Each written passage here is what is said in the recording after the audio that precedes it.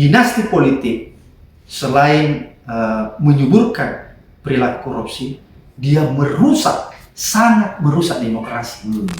Orang-orang berteori itu kalau sudah garis tangan, jadi kalau memang dia zaman dulunya punya nenek moyang patih atau raja, maka pada suatu saat nanti keturunan si raja atau si patih ini akan juga menempati posisi sebagai raja dan patih. Jadi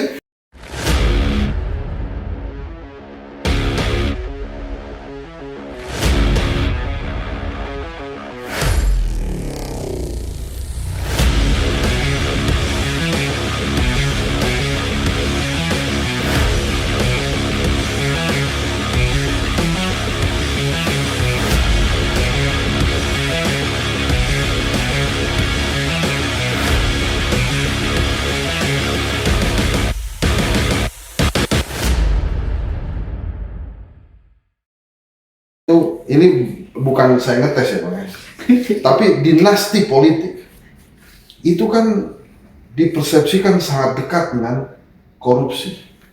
Nepotisme dekat dengan korupsi, kolusi dekat dengan korupsi.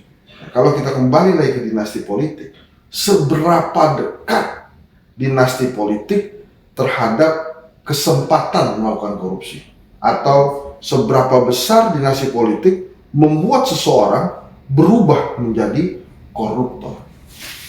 Sebelum saya jawab, saya ingin mengutip dulu apa yang disampaikan E.F. Saifullah Fattah sebagai pakar ilmu politik. Waktu di sini. Dia mengatakan begini, dinasti politik selain menyuburkan perilaku korupsi, dia sangat merusak demokrasi.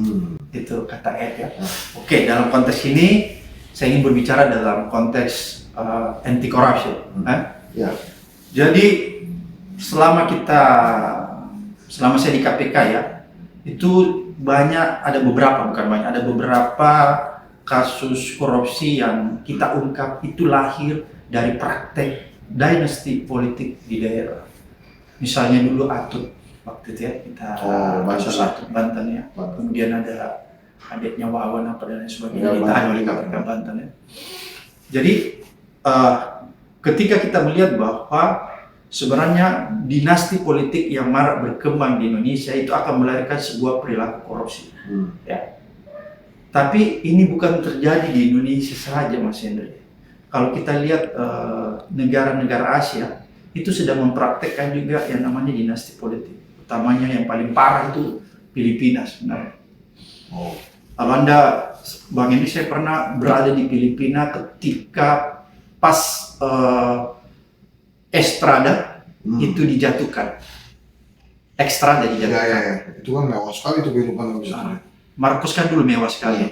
Estrada sih tidak, karena Estrada latar belakangnya artis, selebritis. Tapi ketika saya berada di Filipina, di Manila pada saat itu, baru jatuhnya Estrada. Di Manila, kemudian di pusat kotanya saya nginap di daerah Makati. Saya sempat keluar jalan-jalan ngobrol-ngobrol sama penjual-penjual yang ada di depan, penjual-penjual pinggir jalan juga di Jakarta. Saya ngetes, saya bicara tentang Estrada. Saya bilang, waduh, ini Filipina gawat ya. Kemarin presidennya Marcos dijatuhkan, sekarang lagi Estrada juga dijatuhkan, sama-sama semua kasus korupsi. Padahal kita berharap banyak dari Estrada karena dia berasal dari dunia yang beda. Betul, dunia yang beda. Tahu nggak Mas? Grassroots di Manila pada saat itu marah sama saya. Dia marah sama saya, langsung dia challenge saya. Dia bilang, "You jangan bilang begitu. Estrada ini adalah satu-satunya presiden Filipina yang berasal dari grassroots. Dia betul-betul berasal dari rakyat jelata yang mulai dari bawah."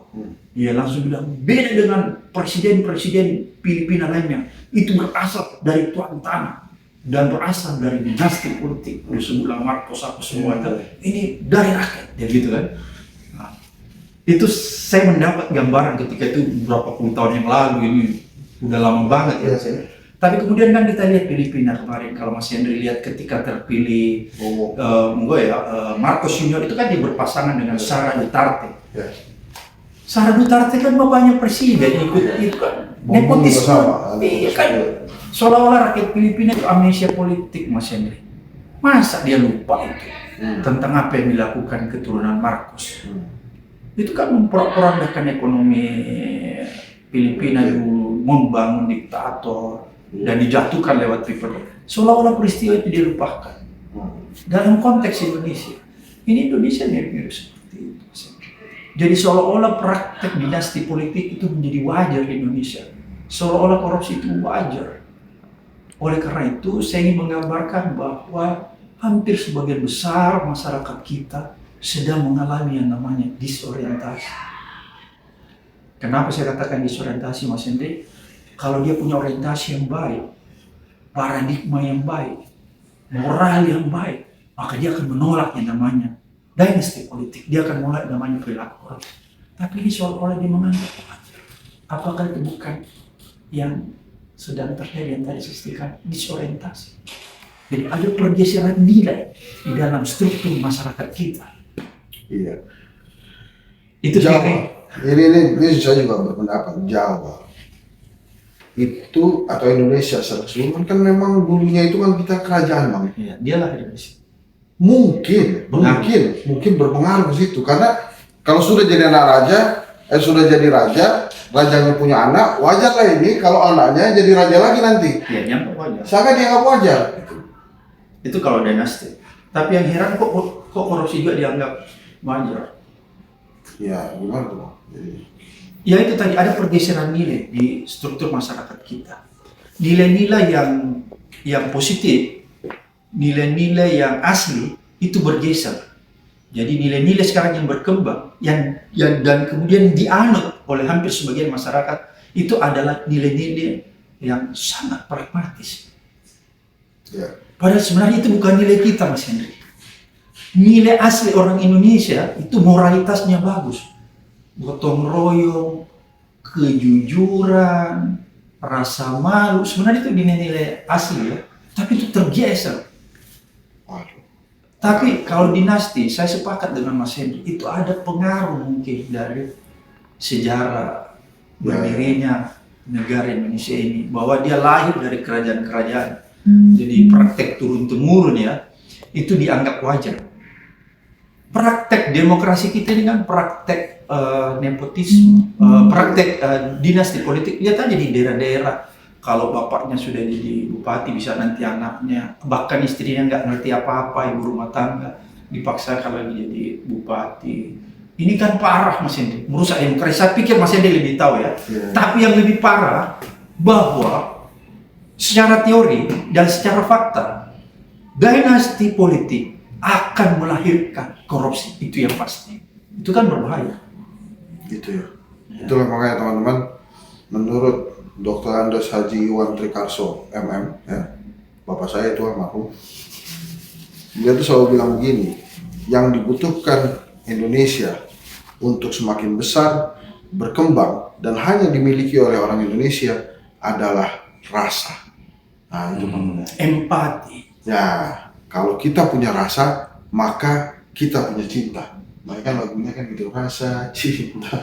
Kira-kira gitu. Abangnya serius banget. Dan ini dinasti politik Mas Hendy merusak. Bayangkan, semua anak-anak kampung yang ada di pelosok negeri ini yang punya kualitas bisa jadi pemimpin di masa akan datang, itu akan menjadi terhalangi dengan adanya praktek dinasti politik.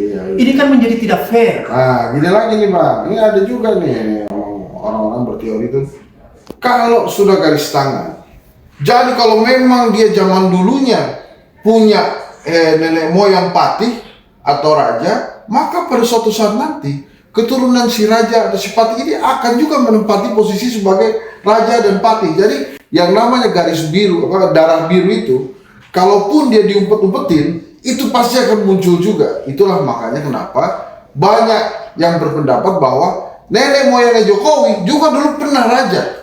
Dan saya menolak mentah-mentah teori itu karena tidak ilmiah. Oh iya Bang, nggak ilmiah, itu kan dongeng. Ya, jadi saya menolak mentah-mentah teori itu karena menurut saya ya justru praktek dinasti ini memberikan ketidakadilan, akses bagi semua orang.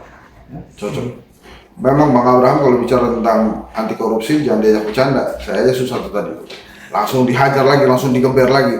Karena memang pemberantasan korupsi nggak bisa diajak bercanda Bang. Ini harus dilakukan dengan serius. Bercanda, tapi tetap digebuk. Oh itulah dia. Abraham Samad teman-teman. Terima kasih. Assalamualaikum warahmatullahi wabarakatuh. Waalaikumsalam. Sekarang giliran saya mau masuk ke studionya Bang Abraham, saya yang ditanya-tanya. Nah, kita tanya soal politik nih sama Sendri karena beliau ini pakarnya. Oke, Tadi oke. anti korupsi. Ayo siap.